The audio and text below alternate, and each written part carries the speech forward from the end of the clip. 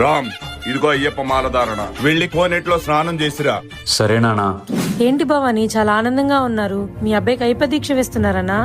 అది వాడికి అయ్యప్ప దీక్షేమో, కానీ నాకు అది వాడి చావు.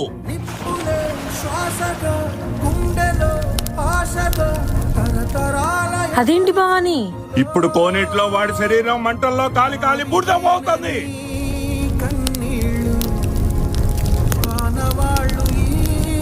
వాడి ప్రాణం అయ్యప్ప వచ్చినా కాపాడుకోలేనంత దూరం ఆ నదీ ప్రవాహంలో కొట్టుకెళ్లిపోతుంది.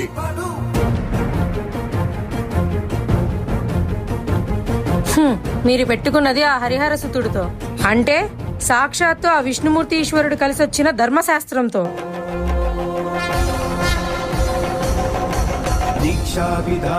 ఇప్పుడు నేను చెప్తున్నా, ఈ మాల దీక్షలో మీరు స్వామి చావు చూడడం కాదు, మీ చావే ఆ అయ్యప్ప చూస్తారు.